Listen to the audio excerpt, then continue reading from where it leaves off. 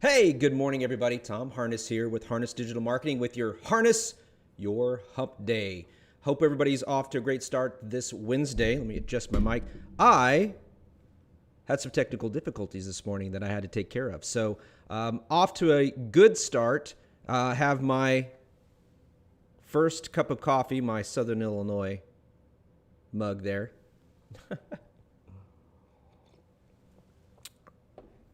So as everybody gets kind of on here and joins in this morning, I don't know if you've noticed on my personal page, but I've started the Movember challenge, the Mustache November. You can kind of tell a little bit. Never grown just a mustache, so this is a new experience for me. But I'm hoping that it'll work out okay. Gonna do something a little bit different today. So bear with me. I am reading a book in my Mastermind group. My mentor friend, Russ Williams, does these Mastermind groups. It's where you get a group of people together. You create an environment that's safe and it's open, and you basically read a book and you discuss about how it affects your leadership or your business or your organization. We are reading Provoke, which is a great book for me because apparently I have a history of provoking, and I hope it's in a good way, which the book talks about. So I kind of wanted to go through and just have a discussion and see your thoughts and see what you guys kind of thought about how provoking in your business or organization relates to you. So the first thing, and I kind of put it in here, I mean, I'm only halfway through the book. First off, I'm not an expert, but there's a lot to key in when you read this book. The first thing that I put kind of in our notes was understanding your personal patterns. There's some things I wanted to read to you out of here real quick, and hopefully I don't get in trouble for this. There's some things I underlined and things that I want to kind of just let you guys ponder and think about. This was one of the things that I picked up on. Why is it that the herd mentality tends to favor caution and incrementalism instead of being bold? And I think that goes into our biases.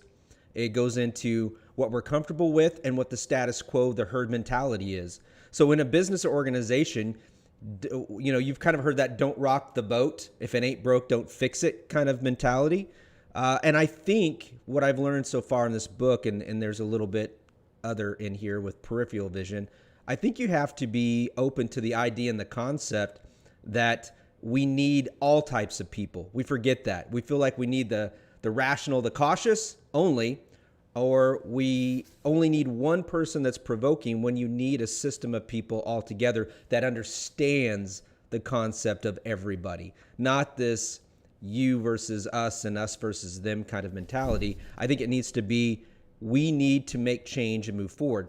We have learned that through the pandemic. Many business models and organizations were not structured or ready for the changes that came in overnight, literally overnight for some of these businesses. So that's when you kind of need that provoking, thought-provoking person. And then there's some other things interesting in this book, and it talks about our biases. And I don't want to give too much away, but availability bias, when we're only available.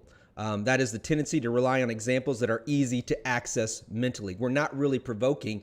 We're just kind of still going with the status quo, and we're not really expanding our vision.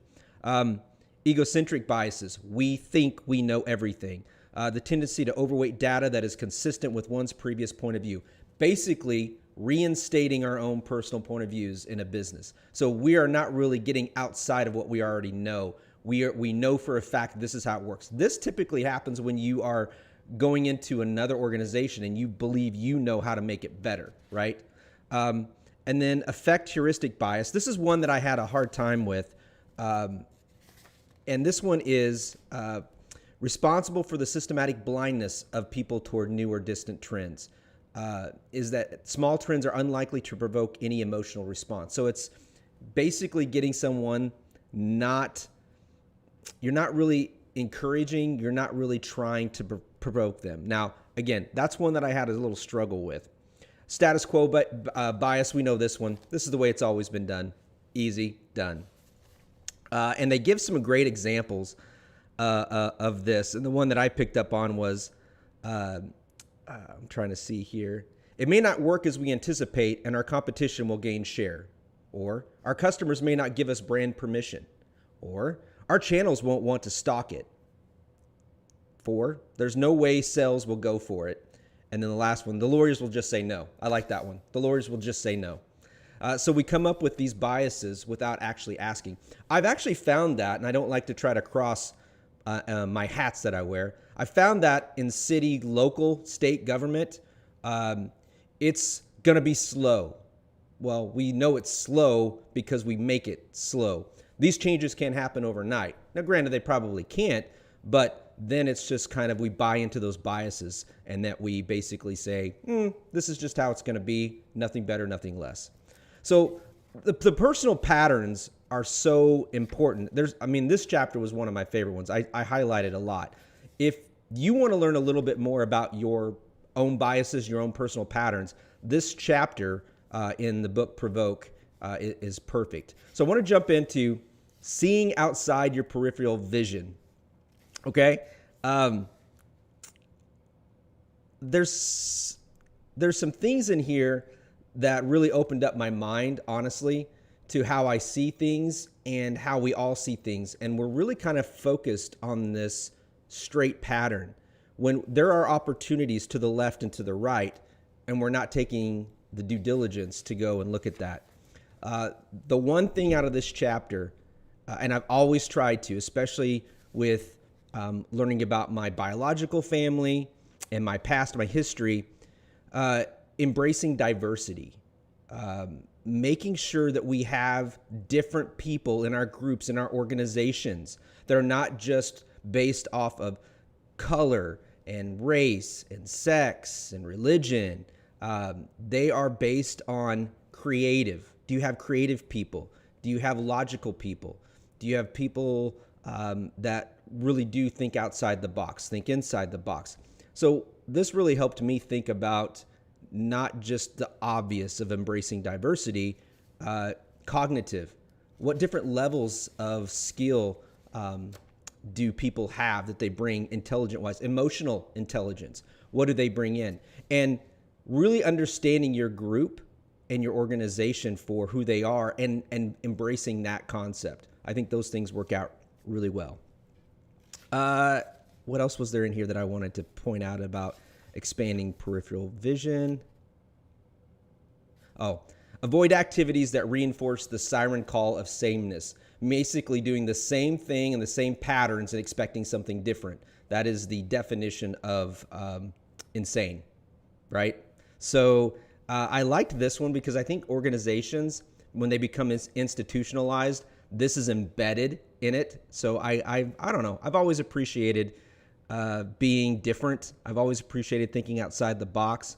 But even people like us, we get intimidated after a while and we jump right in and we just go to the herd mentality and do what everybody else is doing.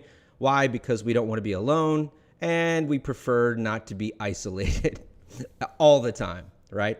And the last one I want to kind of bring up, and these are just 3 sections out of the book that I really like, that I've read so far. Provoke the Future. And the one thing that I highlighted in here is the one thing that I focus on a lot. Do something. Do something. Oh, good morning, Liz. Absolutely. Liz says, I'm going to try to do this. I'm never good at there we go. Look, there's Liz. We're going to bring Liz in right there. Liz says, totally, you need to know what the strengths of your team and utilize those strengths. And it's okay if, and I don't want to say this in a bad way. It's okay if you have a weak person on your team and an overly strong. The goal is to bring those in and help guide them.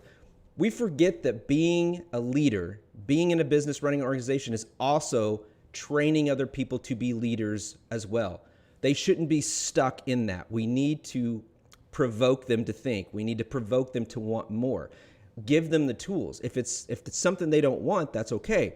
Everybody should be growing. Why? If everybody is growing, your business is growing. If they're becoming better, your business is growing. We're all moving forward. And I think we forget that sometimes. I know I do as a leader. We need to bring people with us. It's one thing to shout the siren and the call. It's one thing to lead them to go there.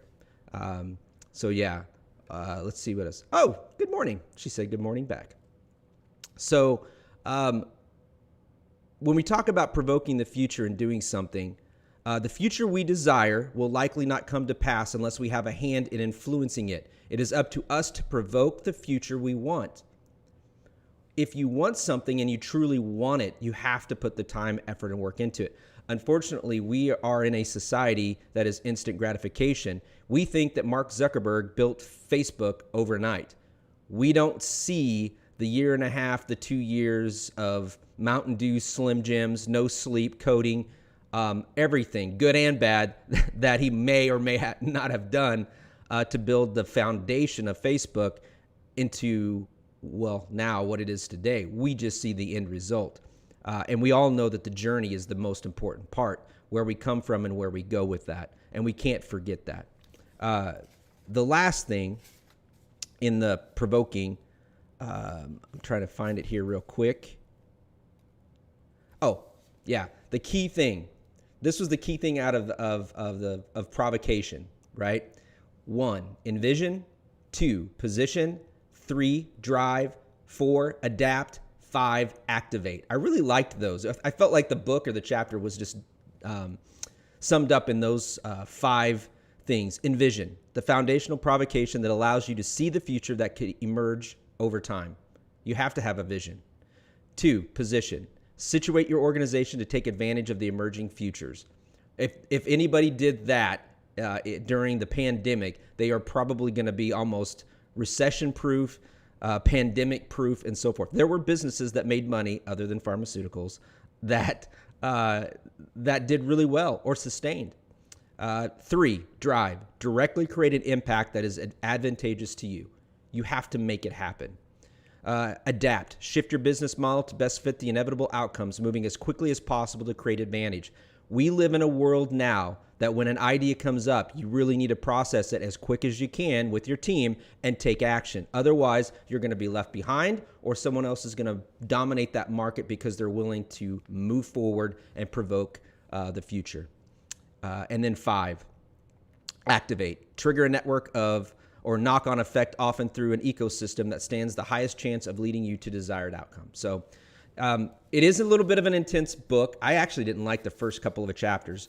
It's called Provoke by Geoff Tuff, Stephen Goldbach, illustrated by Tom Fishburne, not Lawrence. Maybe they're related. Who knows? So I'm just curious. My question I ponder to you is, do you provoke your business or organization? Do you try to continually make change or adapt and overcome in it, or do you just stick with the status quo? Do you feel that your business and your organization is left behind? Now, these are all great questions when we also, tying into social media and digital marketing, this industry, social media and digital marketing, is one of those business models, those marketing tools that provoke businesses. They don't believe it. They think it's a fad. They don't understand it. Those are things that are going to keep your business in the past. I'm not saying that having social media or doing digital marketing is absolutely going to provoke and make things happen, but it's going to put you in the right direction to position yourself into having opportunities that you didn't have before. So what are you willing to do to make your business successful? So yeah. Good morning, Josh. If revolution there is to be, better we undertake it than undergo it. We'll put that up there. I'm getting all fancy on my podcast or on my Facebook Lives now. Anything you want to add to that, Josh? That quote? If revolution there is to be, better we undertake it than undergo it. Think about that. Better we undertake it than undergo it. I like that. There's a little difference there. Are we taking it on, or are we going under it? So revolution.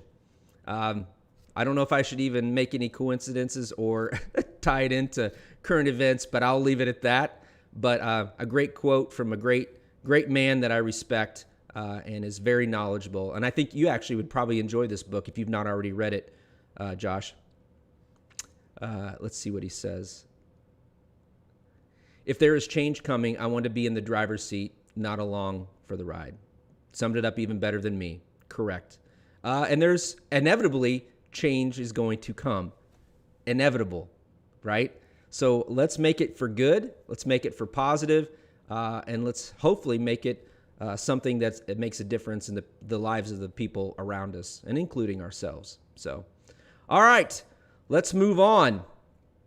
Every Monday, you need to check out Crystal Davis's Marketing Makeup Monday. Why? Because she's amazing. She gives some great tips. This week's was really good. I told her I liked the background. She did it at her desk, and you can kind of see some of our office, and you can see a little bit of my messy desk. She just does these really quick 2, 3, 4 minute tutorials, lets you guys know, those of you, men and women, primarily women, on some makeup stuff that you can utilize for branding to make yourself look good. Because let's be honest, branding is also about how we present ourselves as well. So it's not necessarily a good thing or a bad thing, but it's something to be aware of, and then you have to decide what it is that you're going to do to brand and market yourself, to go get sales, to help your organization, to promote your business. So hopefully you can find a happy medium. Also, this is November. We are kicking off this month. November 11th is Veterans Day. You can see it right there. We have had a partnership with Stars and Stripes SI, the Facebook group, with Withers Broadcasting and Dana Communications for quite a while now. And if you haven't already, go over there to Stars and Stripes SI, join the group, promote businesses that are veteran-owned, organizations that are veteran-ran or benefit veterans, and then highlight your veteran. I love it when grandparents and parents highlight their sons and grandchildren going into the military. Steve Wiseman, he's a local recruiter, a great man, a great friend. He is always really good about posting in there, letting you guys all know all the amazing young men and women from Southern Illinois that are going into the military to serve and protect our country. So I love that a lot. So if you haven't, go over there and check them out. We also have some really cool commercials that we run on air with Withers Broadcasting and Dana Communications. So it's a great partnership. I've enjoyed it. All right, moving on. Events. Every Tuesday, Becky Salazar and the Egyptian Area on Aging meets up over at Country Cupboard for Memory Cafe Tuesdays. This allows caretakers and people that are suffering from dementia and Alzheimer's to get out of the house, have a place to go, get coffee. The food is great over there. I don't know if they still serve biscuits and gravy at 2 o'clock, but their biscuits and gravy are pretty good. And they're just great people over there. So check them out at Country Cupboard every Tuesday at 2 o'clock. The 12th annual Southern Illinois Chili Cook-Off is coming up Saturday, November 13th. If my math is correct, I think that's not this Saturday, next Saturday.